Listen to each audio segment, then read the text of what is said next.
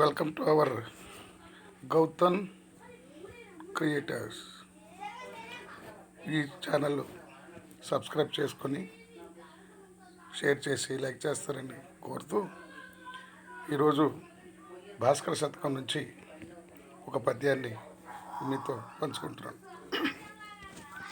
చదువది ఎంత గల్గిన రసజ్ఞత ఎంచుక చాలకున్న ఆ చదువు నిరర్ధకంబు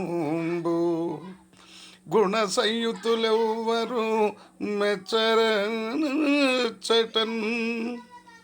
పదునుకు మంచి కూర నలపాకము చేసినైన అందుయింపదివడు ఉప్పు లేక రుచి పుట్టగనే చున్నటై భాస్కర.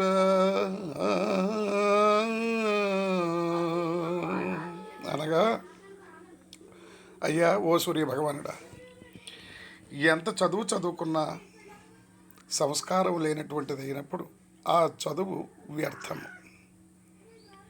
ఎట్లాగంటే వంటలలోని నలమహారాజు భీముడు అంత బాగా వాళ్ళు వంటకాలు చేయగలిగినటువంటి వారు. అంతటి గొప్పగా మనం వంటలు చేసినా అందులో కాస్తంత ఉప్పు తక్కువైతే ఆ కూర రుచి పుట్టదు, రుచి ఉండదు. అంటే ఎంత చదివినా సంస్కారం లేనటువంటి చదువు వ్యర్థము. ఎంత బాగా వంటకం చేసినా అందులో కాస్తంత ఉప్పు తక్కువైనచో ఆ వంటకానికి రుచి ఉండదు. అందుకే చదువుకున్నటువంటి వారు సంస్కారవంతంగా జీవించాలి. ఆవేశాన్ని, కావేశాన్ని, తామసాన్ని వీటినన్నింటినీ విడనాడి మంచికి చెడుకి ఉన్నటువంటి వ్యత్యాసం, అందులోని ఆ పగా ప్రతీకారాలు, విద్వేషాలతో కూడుకొని పెద్దలను గౌరవించే విధానం తప్పిపోకుండా, గురువులను గౌరవించినటువంటి చదువుకున్నా ఒకటే, చదువుకోకపోయినా ఒకటే.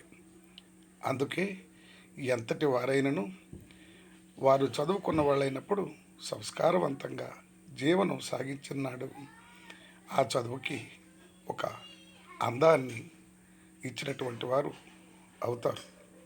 అందుకే చదువు మానవ జీవితానికి ఎంతో అవసరం. ఏది ధర్మం, ఏది అధర్మం, ఏది న్యాయం, ఏది అన్యాయం అన్నటువంటి వాటిని మనం గమనించగలుగుతాం కనుక చరిత్రలు మనం వినగలం, చదవగలం, అర్థం చేసుకోగలం, ఇంకొకరికి చెప్పగలం. అందుకే చదువు మూడవ నేత్రమని పెద్దలు చెప్తారు. వాటిని మనం గమనిస్తూ ఎల్లవేళలా మనకున్నటువంటి పరిధులను దాటకుండా ధర్మ మార్గంలో, న్యాయ మార్గంలో నిజమైనటువంటి మాటలతో మనం ముందుకు సాగితేనే ఈ సమాజంలో కొంతైనా మనం ఒకరుగా జీవించగలుగుతాం. లేకుంటే మన జీవితం వ్యర్థం. అందులోనూ మరీ ముఖ్యంగా మన చదువు వ్యర్థం అని ఈ పద్యం ద్వారా మనం తెలుసుకోవడం జరిగింది.